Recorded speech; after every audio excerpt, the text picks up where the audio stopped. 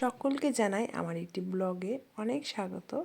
আজকে সকালবেলাতে আইসক্রিম এনেছিল আমার বোন, আর এই আইসক্রিমটা আমি রেখেছিলাম একটু সময় পেলে খাবো বলে, কিন্তু ভুলেই গেছিলাম। তারপরে এই যে বাচ্চা দুটো চোখে পড়ে গেছে, এখন এই সন্ধেবেলাতে আইসক্রিম নিয়ে দুজনই বসেছে।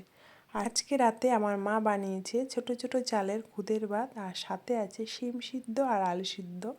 আর আমি আজকে বানাবো পোস্ত, সেটাও আবার তেল ছাড়া, হলুদ ছাড়া। আর আমি এখানে ছোট ছোট আলুগুলোকে কেটে রেখেছি, আর সাথে দিয়েছি কয়েকটা সজনে ডাঁটি কেটে, যেটা আমি আর আমার মা খুবই পছন্দ করি।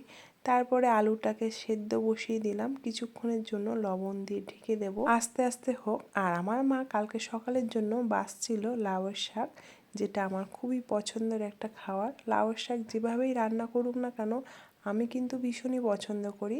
আর এখানে দিয়ে দিলাম 3টে কাঁচা লঙ্কা। আলুগুলোও সেদ্ধ হয়ে গেছে, অনেকটা টাইম ঢেকে রেখেছিলাম, তাই খুব সুন্দর সেদ্ধ হয়ে গেছে। তারপর আমি এখানে কুচিয়ে রেখেছিলাম 2টো টমেটো, সেটাই দিয়ে দিচ্ছি, আস্তে আস্তে হতে থাকুক। আর এই যে বাচ্চা দুটো এখনও কিন্তু আইসক্রিমের জল্পনা কল্পনা চলছে, কারটা বড় কারটা ছোট। আদিদেব নিয়েছে কুলপি, যেটা আমি খুব পছন্দ করি, আর ওম নিয়েছিল কর্নেটো, এটা আমাকে বারবার খুলে দিতে বলছিল। সকালবেলাতে যেহেতু রেখেছিলাম, তাই কিন্তু আইসক্রিমটা একদমই গলে গেছে, আদিদেবের আইসক্রিমটা। আর ওমেরটা মোটামুটি ঠিক আছে, দুইজন কিন্তু গল্প করছে আর খাচ্ছে। চলুন এবার দেখি কি অবস্থা। প্রায় সেদ্ধ হয়ে গেছে আমার এখানে আলুটা আর ডাঁটাটা। পোস্ত এমনই একটা জিনিস, যেভাবেই রান্না করা হোক না কেন খুব টেস্ট লাগে। আমার কাছে কিন্তু খুবই ভালো লাগে পোস্ত খেতে। আর আমি এখানে 1 বাটি পোস্তটাকে বেটে রেখেছিলাম, কাঁচা পোস্তটা দিয়ে দিলাম।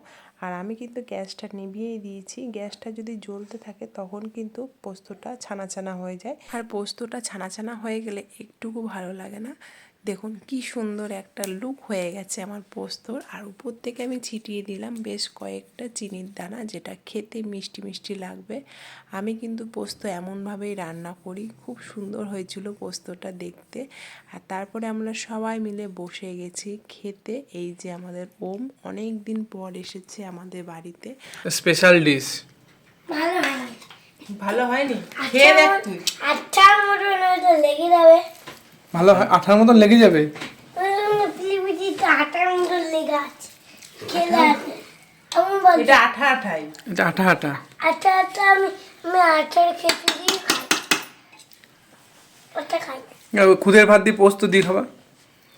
না। পড়তেও একটা পোস্তটা দেখ, পোস্তটা বানিয়েছি পড়তেও একটা তেল ছাড়া, হলুদ ছাড়া, মশলা ছাড়া পোস্ত।